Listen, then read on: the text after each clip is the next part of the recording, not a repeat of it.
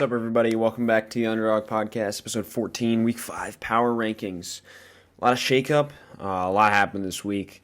We got a new number 1 team at the top, but a new number 32 team at the bottom. So starting with number 32, Houston Texans, man. They got just obliterated this week at Buffalo, and it's one of the tougher places to play in the league, but simply this roster just doesn't have the talent to really, I mean, they've been competing the first couple of weeks. Obviously, they beat Jacksonville, and they were competing against Carolina and some of those other guys, but they were definitely outmatched this week against the Bills. And then at number 31 right there is the Detroit Lions, who just, man, the Detroit Lions, man. You want to root for this team. I really do want to root for this team. I like kind of the Dan Campbell approach to coaching. And they got some, they got a couple players, but they just, again, it's similar to Houston. They don't have the talent, especially on defense, in my opinion. Their defense is really, really rough. Number 30, climbing up a spot, the Jacksonville Jaguars. My, oh my, they are a fucking mess right now. Urban Meyer, what? I have no words for what's happening with Urban Meyer. Shad Khan released a statement today that he's lost the trust in the organization and he's going to have to earn it back.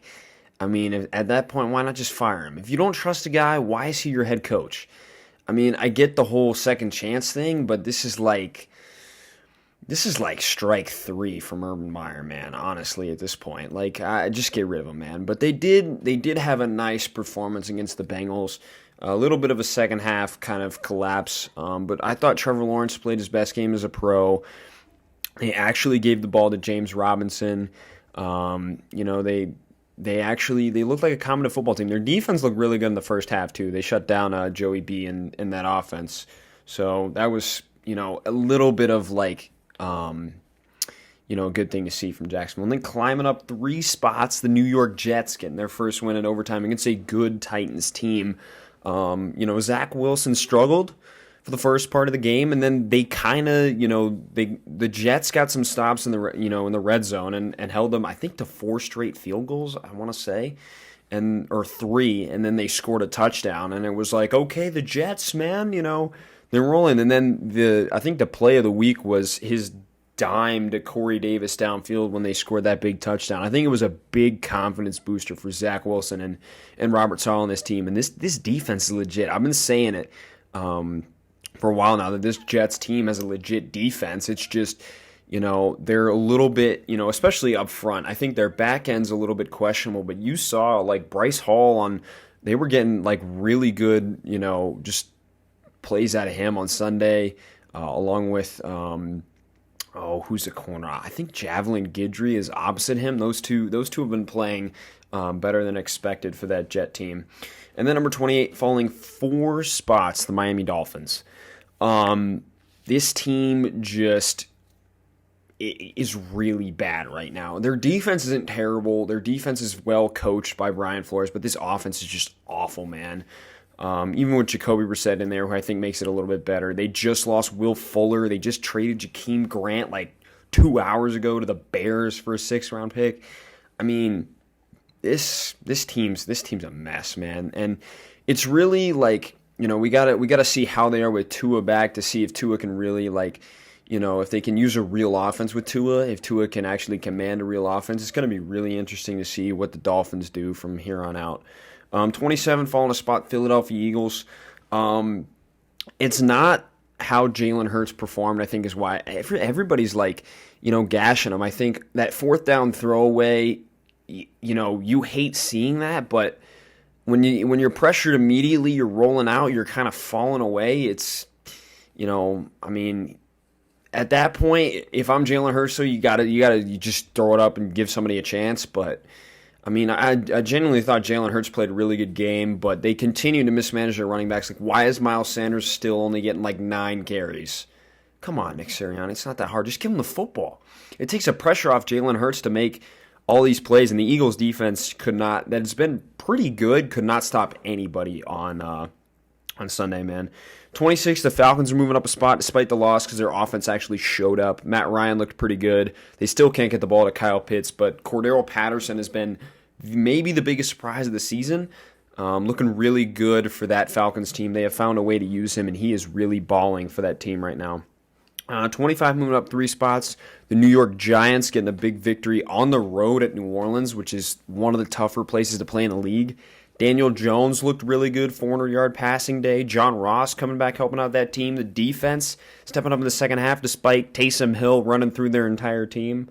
How they let that happen, I don't know. But 24, again, falling 4 spots is the Pittsburgh Steelers. Listen, it has nothing to do with this defense. This defense actually, I thought, in the fourth quarter and the second half, gave Pittsburgh really, it gave them a chance. The defense kept them in the game, and then just their offense, man. Their fourth down offense is so pitiful. I mean, the first one, it's 4th and 4, and he checks a swing pass to Najee Harris, and I'm like, what are you doing, Ben? Get it past the fucking down marker, please. And then the second one, he throws a drag, I think it was to Juju, and it picked up 2 yards on a 4th and 6, and I'm like, why on 4th down are quarterbacks throwing short of the sticks? I don't understand. Throw it past the sticks, or at least throw it to a dude who's open and can get the first down if you're going to throw it behind the sticks. I genuinely don't understand. 23 moving up 2 spots is the Chicago Bears. Nice to see that they actually looked competent this week. Matt Nagy fired himself as a play caller, which was a very honorable move, we'll call it. That was a big move by Matt Nagy to fire himself as the offensive coordinator, to give it to somebody else. It's not a lot of people who do that, so props to him for doing that. Justin Fields looked pretty good. I'll have to go back and watch the tape to really see how he really did. Darnell Mooney was cooking dudes all day, and this defense remains one of the best in the league. 22 staying put in the Indianapolis Colts. It's not that they did impress me. Wentz had a really nice game, even with kind of a battered offensive line. He really stood in there, took some hits, and made some really good throws. This defense played really well, played probably their best game of the season. It's just I felt like other teams impressed me more than the Colts. But the Colts should be starting to rattle off some wins here. I think they needed a couple weeks to kind of adjust. So we'll see how that goes. And then at 21, also staying put. I wanted to move them up, but it was really tough with kind of where I had some of the other teams. As the Washington football team, Heineke and those boys are so fun to watch, man. I mean, Taylor Heineke really, he was cooking that game. I think he had 300-something yards, 340 yards, 3 touchdowns. J.D. McKissick diving for that touchdown. That was sick. Love seeing guys who just put their bodies on the line for their team. And DeAndre Carter, been a veteran in this league for a long time. Back with the Texans, and he was with somebody else too, I think. Getting a kick return touchdown for his first career touchdown was cool. But this defense, man, they got to be better. This defense has to be better if this team really wants to make a push at that NFC East title. And then at 20, moving up 3 spots, is the Cincinnati Bengals. Picking up a big win on Thursday night against the Jags. I was really impressed with their second half and just coming out there and taking care of business. Joe Burrow really dealing. CJ Uzomah has been big for that team, been a nice spark plug. Tyler Boyd had a great game. Jamar Chase was doing his thing. And this defense really in the second half really stepped up after they were getting massacred by the zone read from Trevor Lawrence. But they stepped up big time in the second half for sure. And then at 19, staying put, the Carolina Panthers. There were some things I liked, and it was that this team didn't quit. In the second half, Sam Darnold really came back and brought this team almost all the way back to a victory. But he threw a bad interception. The first one Trayvon Diggs had. That was just it was a bad throw, bad timing, and he just threw it right to Trayvon Diggs. The second one was a really good play by Trayvon Diggs. But, I think Chuba played pretty good in the absence of CMC. DJ Moore was cooking. I mean, he was letting the Cowboys know they should have drafted him. Robbie Anderson made some plays, but their defense got gashed, and it was really just not matching personnel. I mean, in 11 personnel, which is 1 running back, 1 tight end, I think Dallas averaged 2.5 yards a carry, and then when they went 12, And, when Carolina stayed in that 4-2-5, that nickel, they averaged like 16 yards a carry or some ridiculous like that. It's like you just got to match personnel on defense. But all in all, I didn't think it was a terrible loss for Carolina. They just got to clean some stuff up. 18 moving down a spot, Denver Broncos. This is not just because of how they performed, because without Teddy Bridgewater, we don't know what happens in the second half. But it's how long is he going to be out because of that concussion protocol. And I've always been a fan of Drew Lock, but honestly, like right now, I don't know, man. I mean, Teddy was really cooking for that team, and they were really operating efficiently. And Drew Lock's like completely opposite. He's a gunslinger. He's Brett Favre. He's not like conservative at all. He's just gonna freaking sling that thing. So we'll see how that goes. But this defense played pretty well. They held Baltimore to like 105 yards, and Lamar got that with that last run of the game. So, I mean, if you told me that they would hold, them to under 100 yards rushing, I probably would have told you they won the game. But Lamar beat them throwing the football, which was big for him. So, number 17, moving down a spot, Minnesota Vikings. My God, they cannot block for Kirk Cousins. Rashad Hill got absolutely fucking massacred by Myles Garrett. I mean, it was really bad. And this Browns pass rush was all over this O-line. I mean, they need to get healthy fast. They need Darrisaw out there. They need Trey Smith out there. They need their starters back, man, because they got freaking destroyed. This defense, they played really well. Danielle Hunter was causing havoc. Eric Kendricks was taking away some stuff. I felt like their defense played really well. It's something they can build off of defensively. I think they just need to regroup on offense. I think Minnesota's going to be fine. They're better than their record. Now, at 16, moving up 2 spots, you can call me a homer if you want. It's the New England Patriots. I said it. The way they played this game defensively, and I said this to everybody, is Belichick, they lost the game, but they won the battle. I mean, they confused Tom Brady the whole game. He didn't know where they were going with the ball. They were showing man, dropping into zone, showing zone. Then they dropped into man. I mean, they had his number that game for sure. I mean, if it doesn't, there's 2 things that it came down to. It was really the J.J. Taylor fumble, because it was 7-6 coming out of halftime. Tampa Bay got the ball. They stopped them. They were on like the 32. And a little swing pass to J.J. Taylor. He gets popped by Antoine Winfield, and he forces the fumble, and then Sherman picks it up, and the Bucs go right down and score. It's potentially a 14-point swing, if not, a 10-point swing at minimum. And then obviously Nick Folk, who's been an absolute legend, over the last season or so, season and a quarter, I guess. Made 35 straight at the edge of his range, kicking into the wind. I think it was into the wind. 56-yarder in the rain, and he just misses it, man. I mean, it looked good, and then it just hooked left. I felt really bad for him because he's been really good for us. But and the offense looked really good. Mac Jones, they said F the run, and then Mac Jones was really good.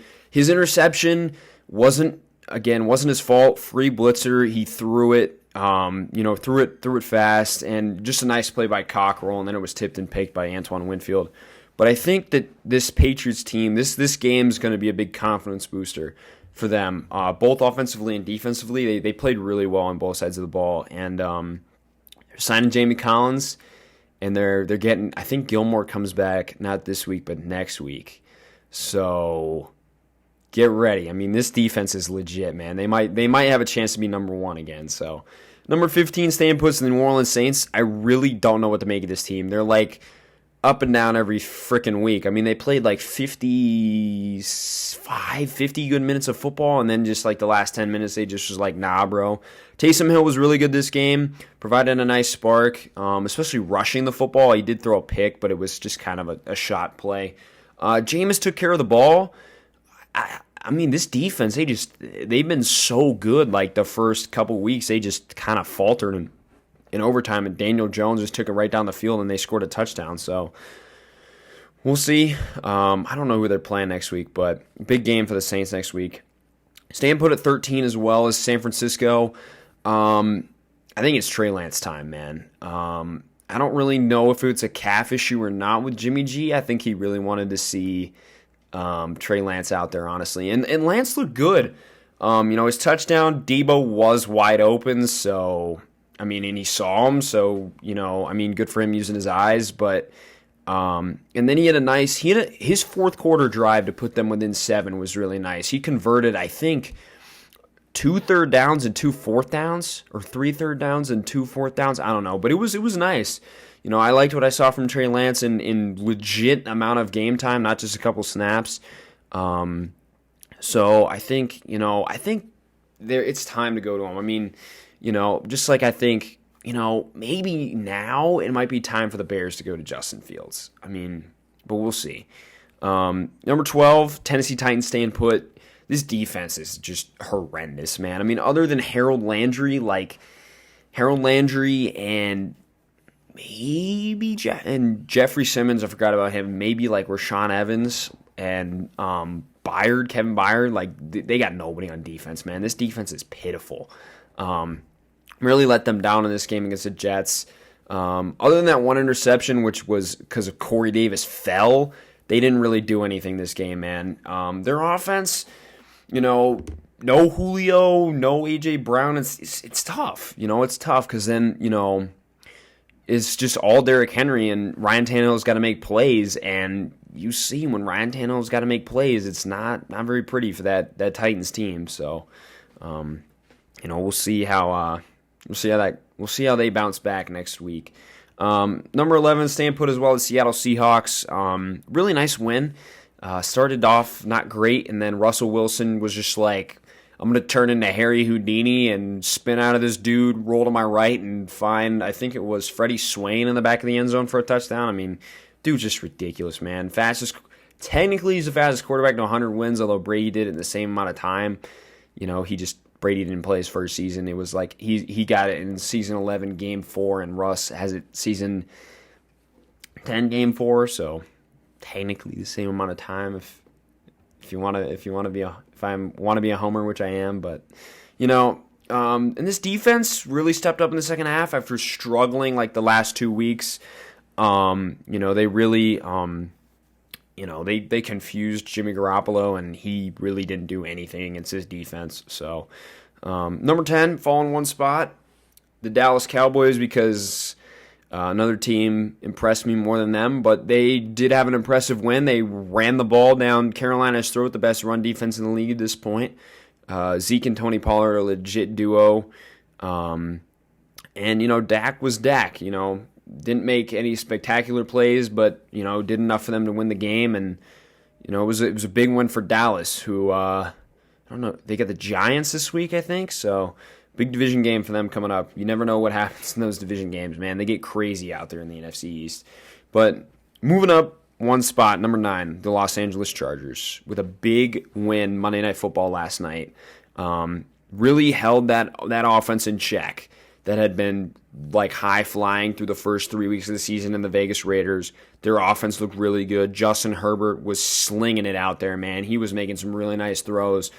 Austin Eckler had a really good game. Jared Cook looked like prime Jared Cook. Made some really nice plays. That touchdown catch, showing his ups. And, he had a nice fourth down grab, I believe, too.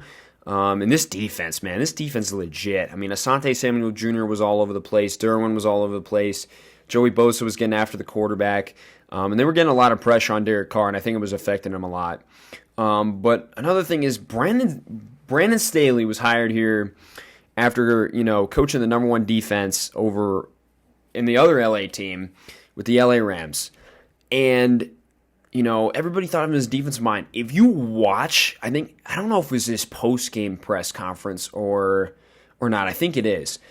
And he explains, not just defense, but offensively, what the run game does for a quarterback, and that you don't need a good run game to, use play action. The dude knows what he's doing, man. He's already I don't want to say top 10, but he's borderline a top 10 head coach in football already. I love Brandon Staley. He knows exactly what he's doing, man. And you love to see that. You love to see when teams make the right hire, especially one in Los Angeles that hasn't yet won a Super Bowl. They have a lot of young talent, and they've got I legitimately think they got a chance to win the Super Bowl. Everybody 10 and up, I think, has a chance to win the Super Bowl. Number 8, staying put, the Baltimore Ravens with a nice victory over the Denver Broncos. Showed that they could actually win the game passing the football this time with Lamar Jackson. It was a big game for Lamar, really showing that he's not just this dynamic runner. He can also be a nice pocket passing quarterback, which I think a lot of people, clown him about. And he's really not that bad of a passing quarterback. It's just they're built off of the option. They're built off the run game. And that's really where the Ravens make their money, man, is that run game. And they've had 43 straight games of 100-plus yards, which is their identity, man. That's Raven football, man. Running the damn football. Yeah, they're really solid, man. They're gonna be tough to beat. And that defense is starting to play really well, overcoming those injuries, and really, they're really starting to shut fools down. And at number 7, dropping 2 spots, is the Cleveland Browns. It has nothing to do with his defense. His defense is legit. Cleveland's got one of top 5, 10 defenses in the NFL. Myles Garrett, legit MVP candidate. Jadeveon Clowney looks really good. I think he was a little bit banged up in this game, but looked really good. That front four is really great. Their linebackers are, better than expected. And then that secondary is legit too, with Denzel Ward and Greedy. Got a clutch pick. Finally, we see some Greedy Williams. I think Greg Newsome was out for the game, but Grant Delpit, he looks good coming off that Achilles too. And Ronnie Harrison looks pretty good too. But this offense, man, regressed hard on Sunday. And I think it's because, and it was Baker, man. He's locking on to Odell too long and not going through his reads. And I think when Odell's not out there, Baker doesn't do that. He goes through his reads and looks for the open dude. And part of it too is they're missing Jarvis. They're short to intermediate guy who's the chain mover. And I just think Baker just needs to slow down a little bit, go through his progressions, go through his reads, and trust the offense that he's in. Because Kevin Stefanski knows how to coach. I think they should have put at least 21, probably 28 points up on the board. And they left meat on the bone, man. Lucky that their defense bailed them out, and Minnesota couldn't block. So, number 6, staying put, Buffalo Bills. Yes, you won 40-0. It was against the Houston Texans. Let's calm down. Their defense is way better than last year. They finally found a pass rush, getting Greg Rousseau and Boogie Basham and Epinesa going, along with Jerry Hughes there. Tremaine Edmonds and Matt Milano are flying to the football, and they got a really good secondary there as well. This Cam Thomas kid's coming out of nowhere. I don't know who that kid is, but he's coming out of nowhere. And their offense looks really good. Josh Allen looked like MVP Josh Allen again. Singletary and Moss are both really good, providing a nice stable run game. But I feel like Stephon Diggs has been a little bit quiet this season, so waiting for that big Stephon Diggs game. Probably should be coming real soon because he's Allen's favorite target. So, number 5, dropping the spot, is the Green Bay Packers. With a nice victory over the Pittsburgh Steelers. Finally, we saw Randall Cobb get involved. Finally, they actually got a slot receiver out there, and Randall Cobb looked like the old Randall Cobb. It was good to see that. Devontae Adams had a really nice game, but Aaron Jones, man, he had a big fumble that could have, if actually Pittsburgh could have capitalized on it, would have been a big turning point in the game. So, Brian Gutekunst, that's why you don't pay running backs, pay centers over running backs. You heard it here first. Their defense played really well, too, stepped up the billing, was tough on fourth down. I think Pittsburgh was 0 for 4 on fourth down. So props to I know it's Big Ben's dumbass decision making, but props to the Packers defense for forcing him to make those dumbass decisions. But they do miss Zadarius Smith a little bit. They didn't get as much pressure on this game against a worse offensive line than most of the teams they faced. So that's maybe a bit of concern there for Packers fans. Number 4, dropping 3 spots. They were my number 1 team last week, is the Los Angeles Rams. They just came out flat, man. And when you come out flat, especially against a division opponent and a team that talented in Arizona, you're going to get your ass beat. And they got their ass beat by, I think, 17, 14 points, something like that. Stafford was missing a lot of throws that he should have made, especially to Cooper Kupp. There was like 3 or 4 where he was open and he sailed them or threw them in the dirt.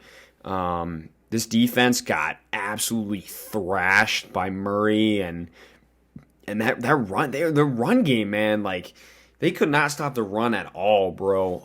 On Sunday, the Rams really did not look good on either side of the football, but I think they'll bounce back this week. They got a big Thursday night game against the Seahawks in Seattle. Huge bounce back game for them, so we'll see if they pick up this victory or they're going to slide. We'll see. Number 3, the team that just beat them, moving up 4 spots, Arizona Cardinals. Kyler Murray, my front runner for MVP right now. Dude is just freaking electric, man. He damn near makes every play, bro. I mean, he's just electric. The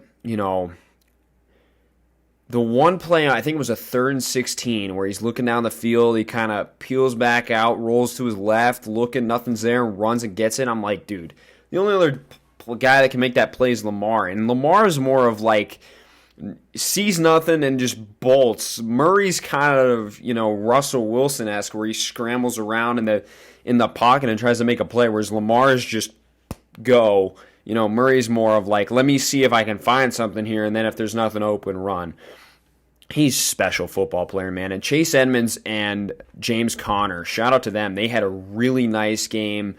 Nice 1-2 bash. I mean, they were killing them. I think Chase Edmonds had 12 carries for 120 yards.